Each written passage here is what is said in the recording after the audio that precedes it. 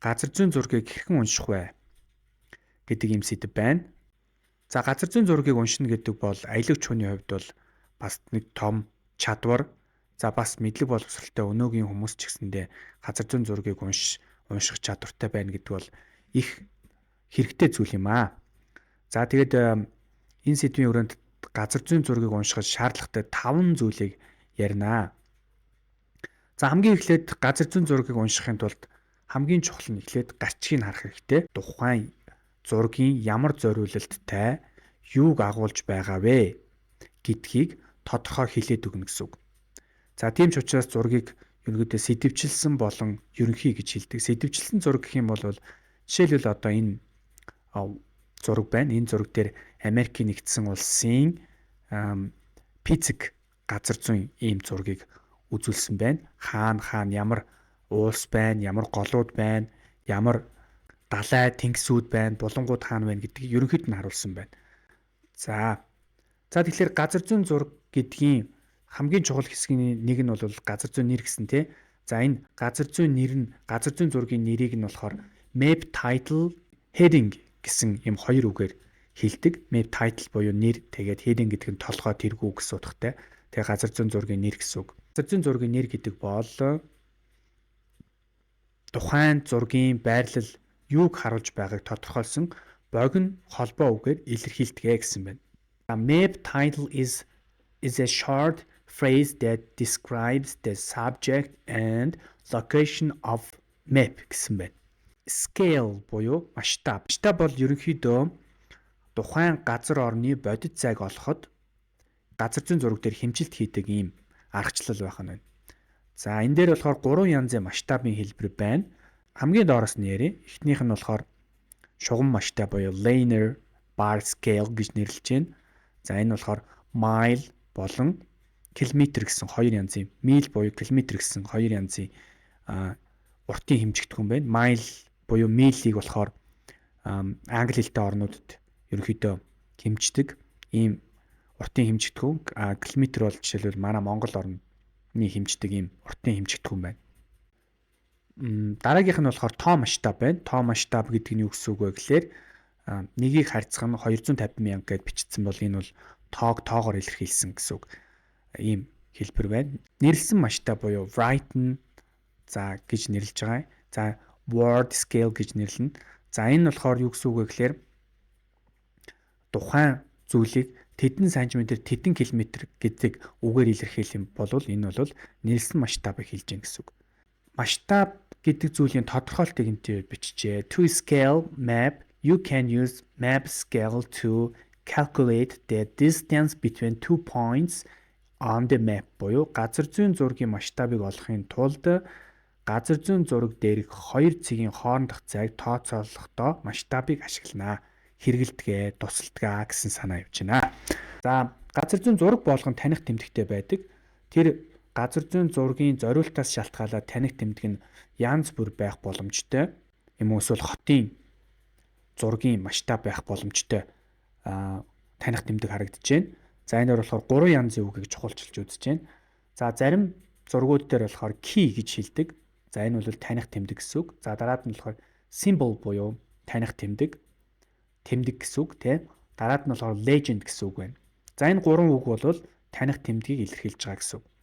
За тэгэхээр таних тэмдэг гэдэг нь юу гэлэх вэ гэж тодорхойлт нь болохоор энэ ч бичсэн байна. It helps users understand what different symbols, colors and line patterns represent on the map буюу энэ бол хэрэглэгчдэд тухайн зүйл өнгөөр, шугамаар, за тэмдгээр, за хэлбэр дүрсээр map дээр дүрсэлж аливаа зүйлийг төлөөлүүлэн илэрхийлдэг гэсэн. Represent гэдэг нь төлөөлүүлэн гэсэн утгатай үг.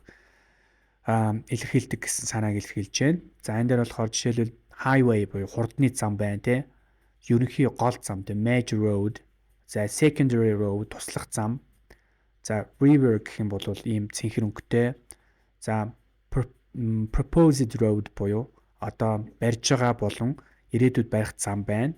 За bridge буюу гүүрийг жишээлбэл ийм байдлаар тэмдэглэсэн гэх мэтлэнгээр ингээд таних тэмдгийг таньж чадсанараа, уншиж чадсанараа биднэрт илүү газар зүйн зургийг сайн уншихад том чадвар болно. Grid буюу торлол гэсэн үг байна. Газар зүйн зургийн хамгийн үндсэн элементүүд бол уртраг өргөргүүд байдаг. За тэгэхээр энэ босоо шугамыг болохоор vertical longitude буюу vertical line буюу энэ босоо шугамыг бол уртраг гэж хэлж байгаа. Longitude гэж хэлж байна. За харин хэвтэй шугам буюу ийм зэрэгд оршиж байгаа юм шугамуудыг болохоор latitude буюу horizontal lines гэж нэрлэдэг. За энэ хоёрын огтлцол бол тухайн газар зүйн байрлалыг тодорхойлж өгдөг. Бөмбөрцгийг уртргийг нь болохоор 360 градус тувааж байгаа. Өргөрийг болохоор 90 градусаар ингэж хуваагаад ингэж илэрхийлдэг гэсэн үг. Grid on a map is network of evenly spaced horizontal and vertical lines that help identify locations on map.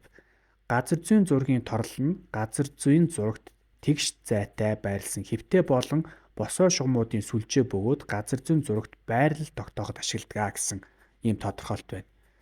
За дараагийнх нь болохоор compass rose буюу луужингийн одоо ийм таних тэмдэг байна. За зүг чигийн луужин гэж хэлнэ. Зарим зураг дээр болохоор зөвхөн N тэгээд энэ arrow буюу ийм ном сумыг илэрхийлсэн байдаг. Энэ зөвхөн хойд зүгийг илэрхийлж байгаа гэсэн үг. За зарим зургууд дээр болохоор яг ийм compass rose байдаг.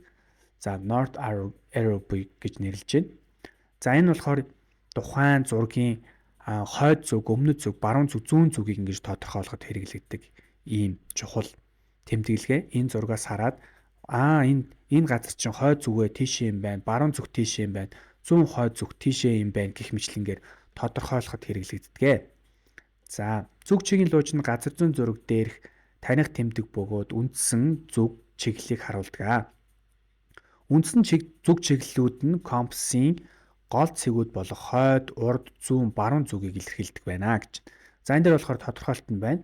Compass rose is symbol on a map that shows that cardinal directions. The cardinal directions are the main compass points north, south, east and west гэсэн тодорхойлтыг бол доор нь бичсэн байна.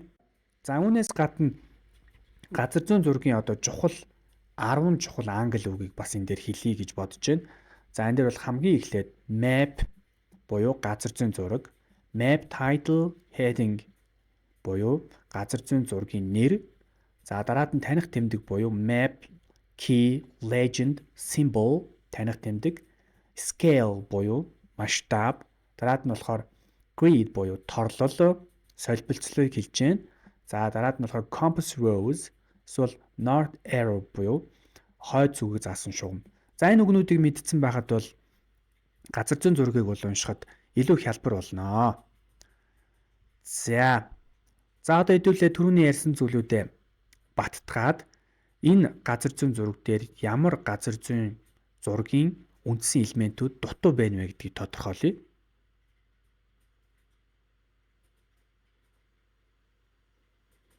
За та зургийг харсан байх. За энэ зураг дээр мэдээж scale-ийг бол тодорхойлсон байна. Энэ доод хэсэгт нь scale буюу масштабыг тодорхойлсон байна. За энэс энэ хоёр хоорондох зай нь бол 2000 майл гэсэн үг шүү гэдгийг энэ ч тодорхойлчих. За энэ бол шугам масштаб нь байна. За нэр нь бол байна. Энэ зургийн нэр бол World Map гэсэн зураг байна. За энэ дээр grid буюу торлолыг бас чухал ганц хоёр торлолыг харуулсан байна. Жишээлбэл энэ дээр экватор, матар мэлхийн замын шугамыг харуулсан байна. За туйлын цагиргаыг бас харуулсан байна. За анхны голдчийг харуулжээ. Зүг чигийн тэмдэглэгээнээс гадна өөр юу вэ? Таних тэмдгийг ерөөс энэ дээр дурдааг байна тий. Таних тэмдгүүд ерөөс энэ дээр алга байна. Тэгэхээр энэ зураг бол бас бүрэн сайн тийм зураг гэж бас хэлж болохгүй нэ.